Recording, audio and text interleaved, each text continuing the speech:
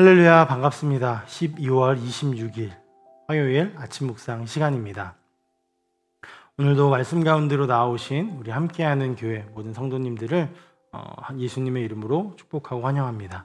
우리 함께 말씀 보도록 할 텐데요.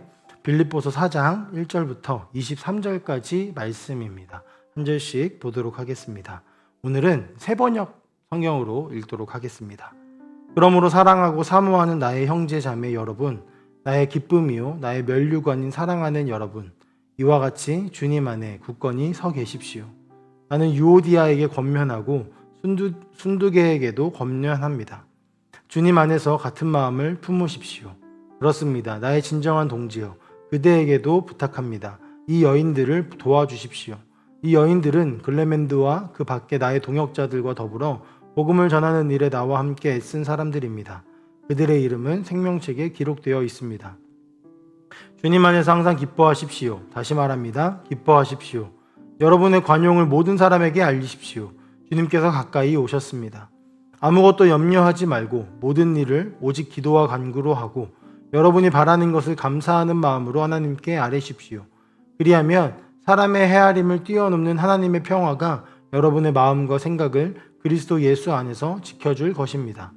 마지막으로 형제자매 여러분, 무엇이든지 참된 것과 무엇이든지 경건한 것과 무엇이든지 옳은 것과 무엇이든 순결한 것과 무엇이든 사랑스러운 것과 무엇이든지 명예로운 것과 또 덕이 되고 칭찬할 만한 것이면 이 모든 것을 생각하십시오.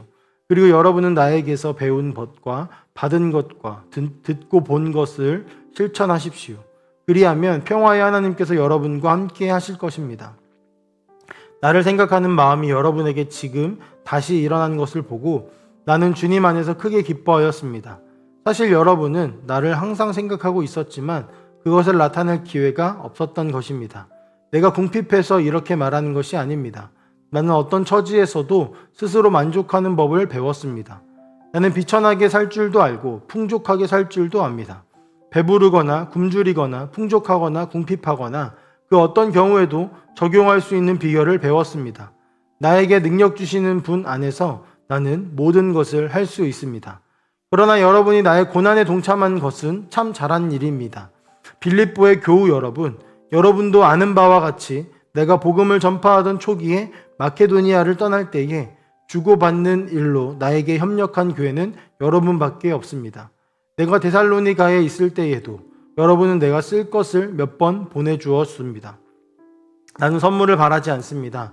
나는 여러분의 장부에 유익한 열매가 늘어나기를 바랍니다. 나는 모든 것을 받아서 풍족하게 지내고 있습니다. 나는 여러분이 보내준 것을 에바브로디도로부터 받아서 풍족합니다. 그것은 아름다운 향기이며 하나님께서 기쁘게 받으시는 제물입니다. 나의 하나님께서 자기의 풍성하심을 따라 그리스도 예수 안에 있는 영광으로 여러분에게 필요한 것을 모두 채워주실 것입니다. 하나님 우리 아버지께 영광이 영원히 있기를 빕니다. 아멘. 그리스도 예수 안에 있는 모든 성도에게 문안하십시오. 나와 함께 있는 교우들이 여러분에게 문안합니다. 모든 성도가 여러분에게 문안합니다. 특히 황제의 집안에 속한 사람들이 여러분에게 문안합니다. 주 예수 그리스도의 은혜가 여러분의 심령과 함께 있기를 빕니다. 아멘. 굉장히 좀 긴 말씀이었는데요. 오늘 이 말씀은 빌립보 교회에 쓰는 편지의 마지막 부분입니다. 앞서 우리가 계속 살펴보았겠지만 빌립보 교회는 바울이 사역할 때 물심양면으로 도왔던 교회입니다. 그만큼 바울과 친밀함이 두터웠고 그것은 편지 안에서 굉장히 많이 묻어나고 있죠. 먼저 바울은 편지의 마지막 부분에서 두 사람을 언급하고 있는데요. 유오디아와 순두계라는 여인들입니다. 이 두 사람은 마음이 나누어진 것처럼 보여집니다. 왜냐하면 바울이 두 사람에게 같은 마음을 품으라고 이야기하고 있기 때문입니다. 그리고 빌립보 교회 사람들에게 이들을 돕기를 바란다라고 권면하고 있습니다. 어떤 이유에서인지 모르겠지만 이 두 사람의 이 나눠진 이 마음에 대하여서 바울은 같은 마음을 품으라고 권면하고 또 교회에게 그들이 같은 마음을 품을 수 있도록 도우라고 말을 하면서 교회 공동체에게 매우 중요한 이야기를 던져주고 있습니다. 세상에는 많은 공동체들이 존재하죠. 그리고 모두가 그렇지는 않겠지만 대부분은 과업 중심으로 그 공동체가 돌아가고 있습니다. 특히 회사라는 곳이 그렇습니다. 서로 마음이 하나가 되는 것보다 중요한 것은 일이 잘 되고 잘 돌아가는 것입니다. 학교를 봐도 마찬가지입니다. 예전에는 교우 관계가 매우 중요했지만 지금은 학교 성적이 더 중요하고 서로 친밀해지는 것도 중요하지만 내가 더 좋은 성적을 받고 내가 저 사람보다, 저 친구보다 더 좋은 성적으로 학교를 가는 것이 더 중요한 시대가 왔습니다. 그러나 교회는 다릅니다. 성경은 교회를 가리켜 예수님을 머리로 한 몸이라고 이야기합니다. 머리의 명령을 따라 유기적으로 움직이는 몸처럼 교회는 예수님의 말씀에 따라 움직이는 그런 공동체라는 것이죠. 또한 몸은 마음이 나누어지지 않습니다. 팔 따로, 다리 따로 움직이지만 이 둘의 감정은 나누어지지 않습니다. 이들은 하나의 감정을 함께 공유하고 한 마음으로 서로를 위하여서 존재합니다. 그런데 빌립보 교회 안에 유오디아와 순두계라는 두 여인이 마음이 나누어진 것이죠. 사실 우리도 한 교회 공동체 안에 있으면서 마음이 나뉘어지는 일이 비일비재합니다. 기질, 성향, 일처리 방식 등 여러 이유들이 그렇게 우리를 만들어 갑니다. 하지만 바울은 이렇게 마음이 나뉜 이들에게 같은 마음을 품으라고 권면을 하고 있습니다. 그리고 그 중심은 주님 안에서 이루어질 수 있다라고 말합니다. 사람이 모두 같을 수는 없겠지만 우리는 주님 안에서 같은 마음을 품을 수 있는 것입니다. 또한 교회는 이 일을 위하여서 함께 도와야 한다라고 바울은 계속 이야기합니다. 사실 이는 당연한 이야기겠죠. 몸이 찢어졌다면 봉합하는 것은 또한 같은 몸에 있는 다른 지체들입니다. 그러나 대부분 교회는 오히려 반대의 길을 걷는 것 같습니다. 도우려다가 오히려 자신이 피해를 볼까봐 두려워서 쉬쉬하거나 자기들끼리 해결할 수 있도록 방관합니다. 기도로 돕는다는 말도 완벽한 해결책이 되지는 않습니다.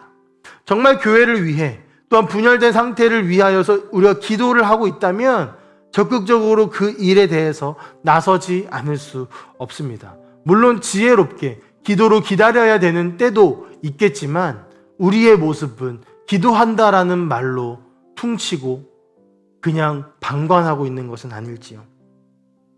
바울은 두 사람을 권면하면서 우리에게 교회가 어떤 공동체인지를 다시 한번 상기시켜 주고 있습니다. 같은 마음을 품는 공동체, 그리고 같은 마음을 품을 수 있도록 돕는 공동체입니다. 이것이 가능한 이유가 무엇일까요? 우리 안에 한 성령이 계시기 때문입니다. 그리고 이것이 이루어질 때 우리는 항상 기뻐할 수 있게 됩니다. 바울은 23절 내내 주 안에서 1절부터 23절까지 주 안에서라는 말을 반복하고 있습니다. 모든 것의 기초이자 원리가 주님 안에서 이루어진다라는 것을 강조하는 것입니다. 이어서 바울은 10절부터 20절까지 말씀 안에서 자족에 대한 이야기들을 나누고 있는데요. 빌립보 교회는 바울이 선교 활동을 할 수 있도록 물질적인 지원을 했던 교회입니다. 바울은 이 부분에 대해 매우 감사히 여기고 있습니다. 그러나 한편으로 바울은 자신은 자족할 수 있다라고 말합니다. 자족이란 것은 어떤 경우에도 스스로 만족하는 것을 이야기하는데요. 바울이 갑자기 자족에 대한 이야기를 하는 이유는 빌립보 교회가 자신을 후원하는 일에 있어서 부담을 갖지 않았으면 좋겠다라는 사랑의 마음입니다. 너희가 얼마를 후원하든 심지어 후원이 끊겨지든 상관없이 나는 만족할 수 있기 때문에 너희는 부담 갖지 말고 사랑의 마음으로 편하게 하라라는 말로 이해할 수 있을 것 같습니다. 이는 앞서 이야기를 나눴던 공동체성과도 연관이 깊습니다.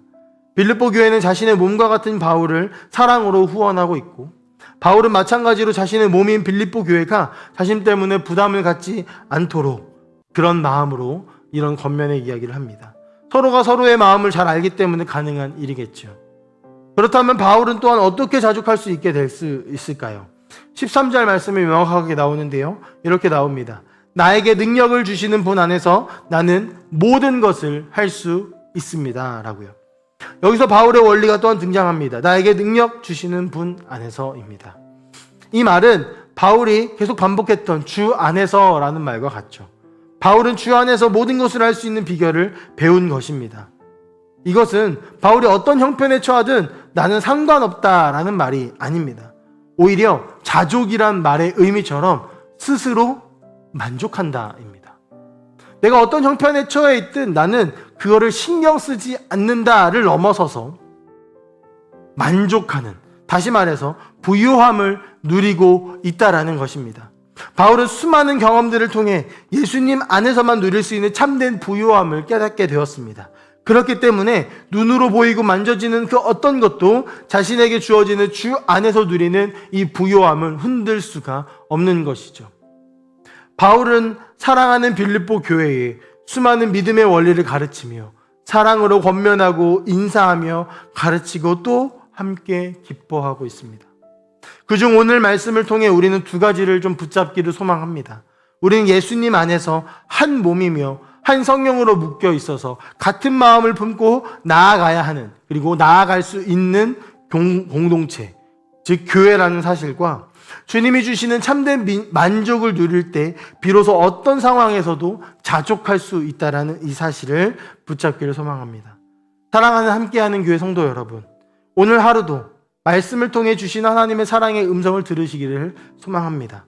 바울이 사랑으로 권면하고 인사하듯 저와 우리 모든 사역자들이 사랑으로 성도님들께 말씀으로 권면하고 또 인사드립니다. 우리 함께하는 교회가 하나님의 꿈을 함께 꾸며 같은 마음으로 나아가는 한 몸이 되기를, 그리고 우리에게 능력 주시는 주님 안에서 최고의 부요함을 누리며 어떤 상황 속에서도 만족하며 살아가기를 간절히 소망하며 또 권면하며 인사드립니다. 함께 기도하겠습니다. 사랑의 하나님 아버지, 감사합니다. 오늘 빌립보서를 마지막으로 마치면서 바울이 빌립보 교회에게 내비쳤던 그 사랑의 마음을, 또 그가 전했던 권면의 이야기들을 들으며 우리도 함께 이 권면에 속하여서 하나가 되어지는, 나뉘어지는 마음이 아니라 같은 마음을 품고 한 몸으로 나아가는 그런 공동체, 그리고 서로가 서로를 위하여서 사랑으로 나누어주는 그런 공동체, 무엇보다 주님 안에서 만족할 수 있는 그런 공동체가 되어지기를 간절히 소망합니다. 주님, 우리 함께하는 교회 모든 성도님들을 좀 축복하여 주시어서 우리가 한 마음으로 2024년도를 또 준비하고 나아갈 수 있도록 도와주시옵소서. 우리에게 주시는 이 마음을 함께 품고 나아갈 수 있도록 우리와 함께 하실 것을 간절히 소망하고 또 믿사오며 살아계신 예수님의 이름으로 기도합니다. 아멘.